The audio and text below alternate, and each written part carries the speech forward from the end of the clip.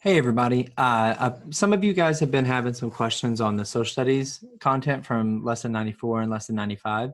So I wanted to take a moment and just kind of maybe go over it with you guys real quick and kind of level my expectations on like what the work should look like and how much effort you should put into it so that you guys aren't stressing out and that you know what to do in order to help yourself kind of troubleshoot and um, going forward with more e-learning, navigate Google Docs, upload assignments, read content on your own, go through there and do the work.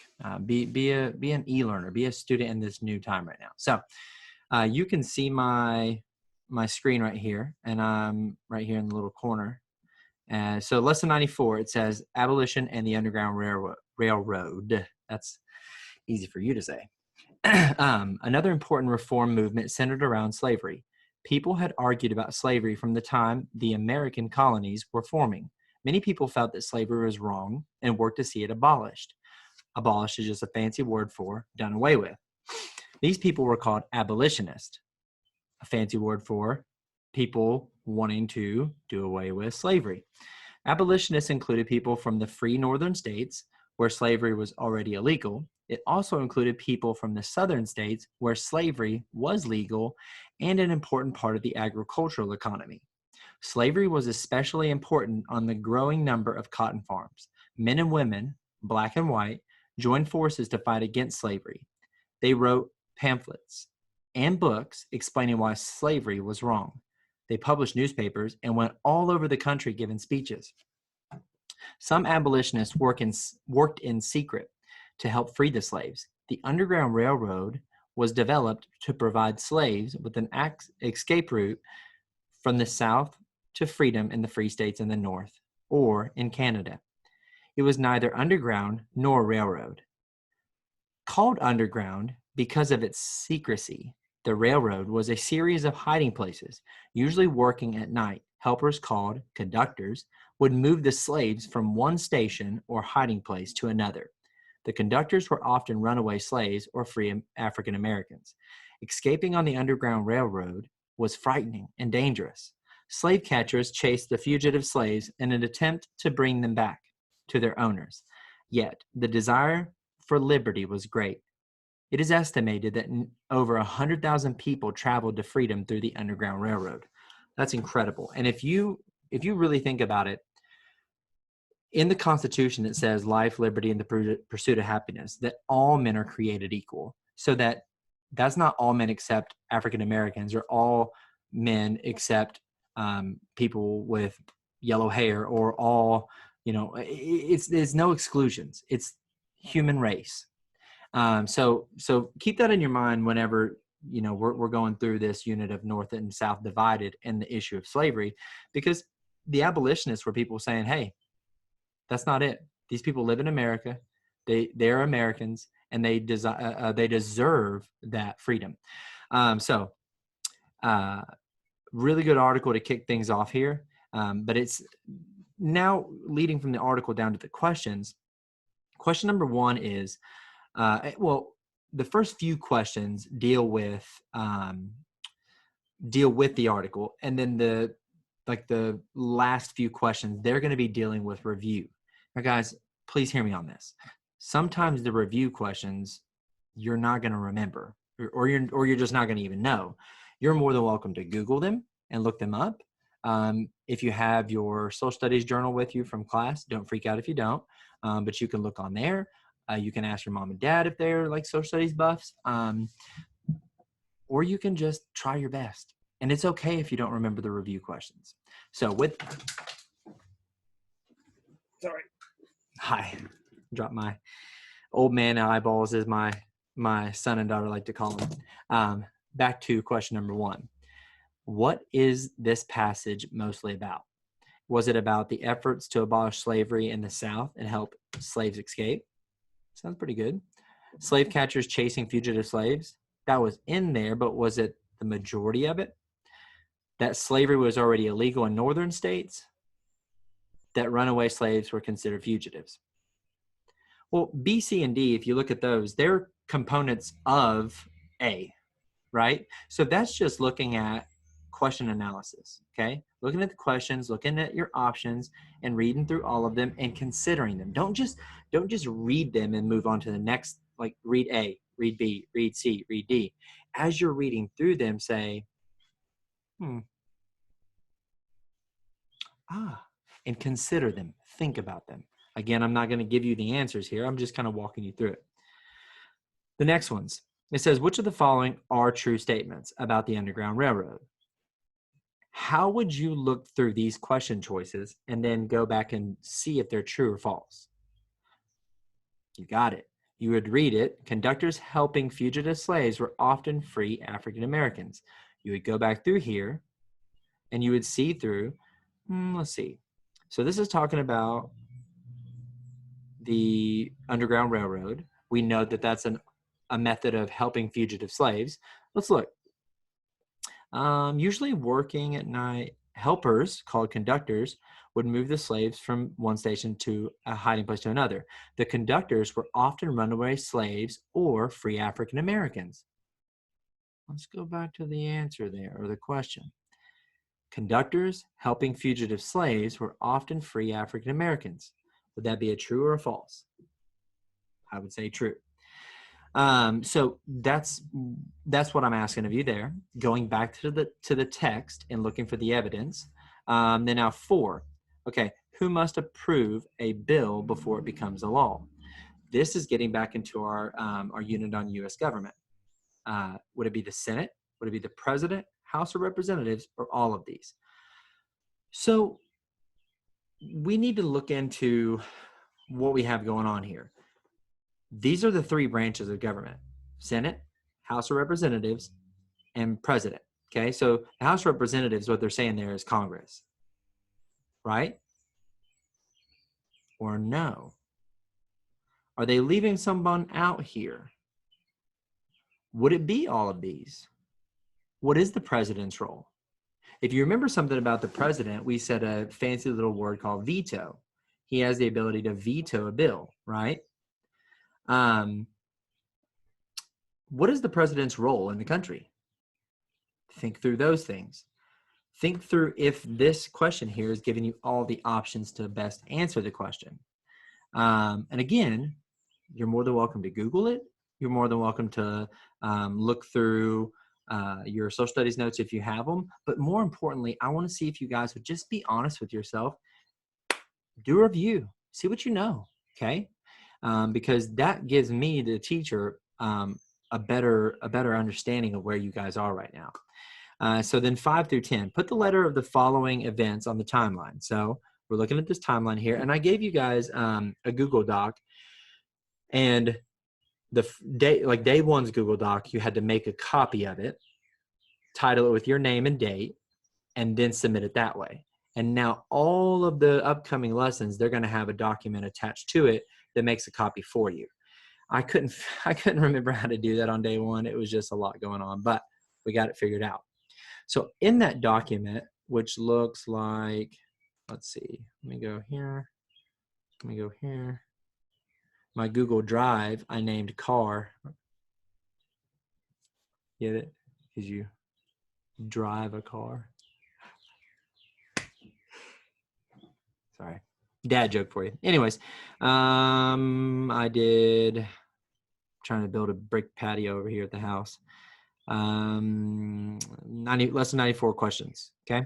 So you had a document like this on your daily classwork on yesterday. And it says right here. So for 5 through 10, write the matching statement for the correct date on the timeline in these boxes below. So on the actual paper itself, you would, if you had this paper copy in front of you, you would take your pencil and write A, B, you would write on top of it. We don't have this paper copy in front of us. So on A, or on 1800 here, you would either write the letter A or whatever you thought it was, or you would write the statement out. So let's look here. It says The United States Congress votes to annex Texas in 1845. Would that go on the number 1800, 1810, 1820, 1830, 1840, or 1850? The only way to know that is to read through all the answer choices. Now, notice none of these say like exactly 1800, 1810. You know, that none of them say those. But like here in 1812, the United States declares war against Britain.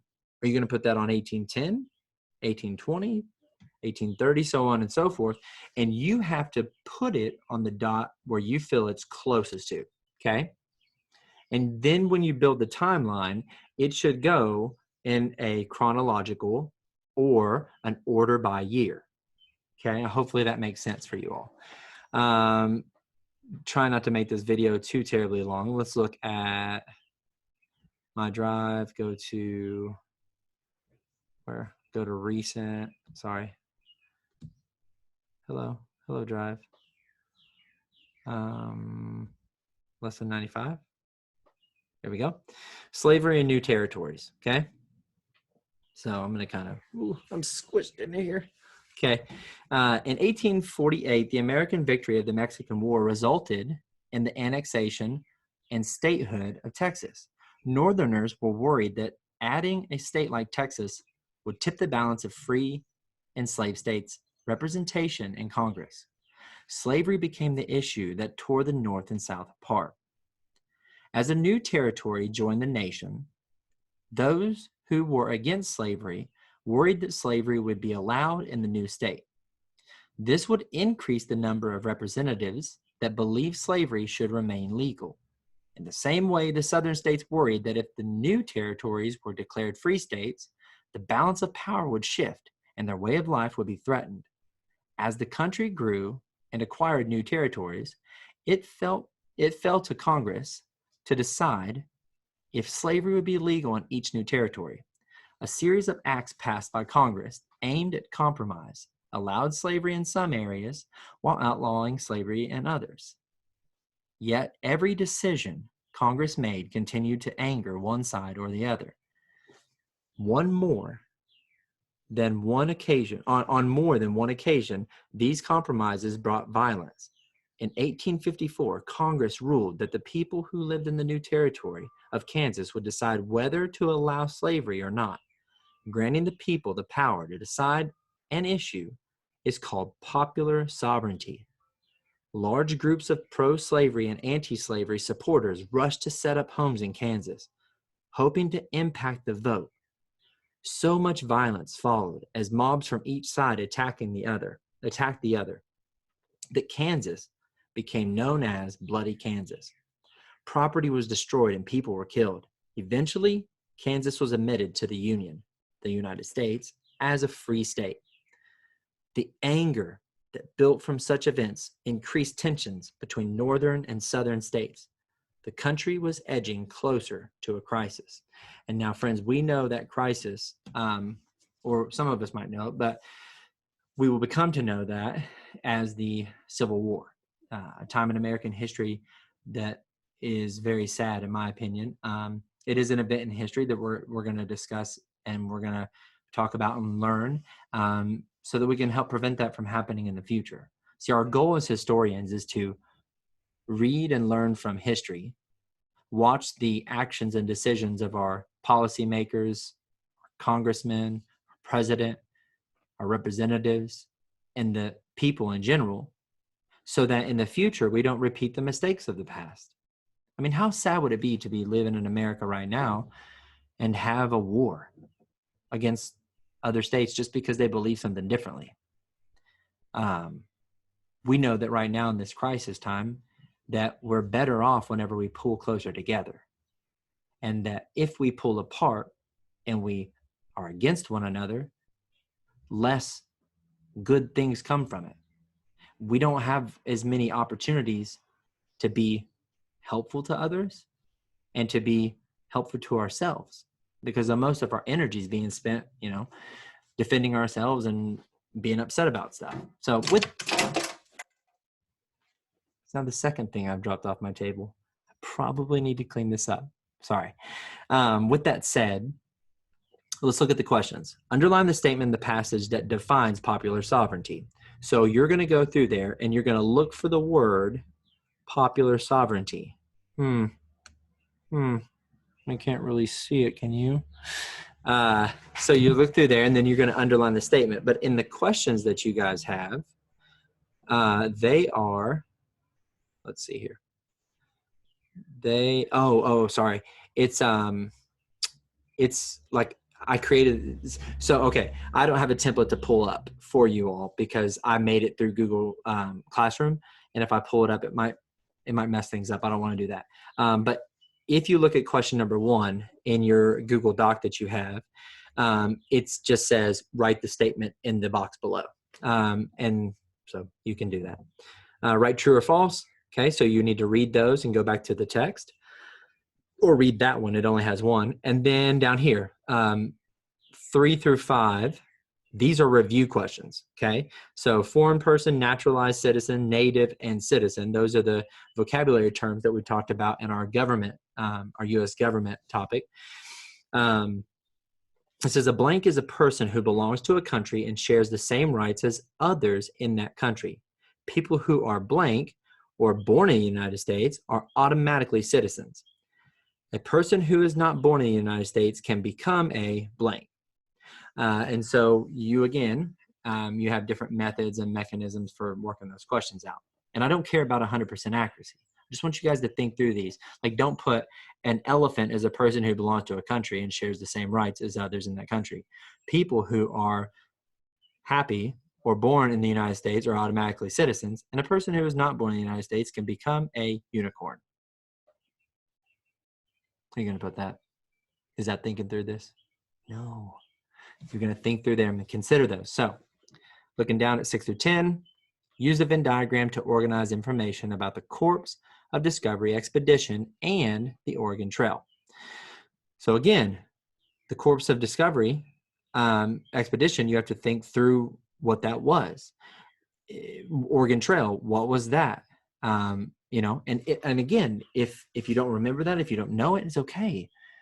Hop on YouTube, hop on Google, find the information out, be a learner. E-learners, right now in this time, guys, it's your opportunity to take learning into your own hands. And if you were on my side of the hallway, and I know Miss White and Miss Butler probably said the same thing, even though I wasn't in their classroom, I say to you guys, it is you who are in charge of your learning. And learning happens by desire and will. You don't learn when you don't want to. You can listen all you want. It is said by Benjamin Franklin, tell me, and I will forget. Teach me, and I may remember. Involve me, and I learn. That involve component has to be initiated by desire and by purpose. If you have a purpose and a desire to learn, then you're going to. But if you don't, then you don't care. You're wasting your time. So don't take this as a waste of time, guys. Take this as an opportunity to be excited about content and learn. And it's going to be hard. We all have different backgrounds.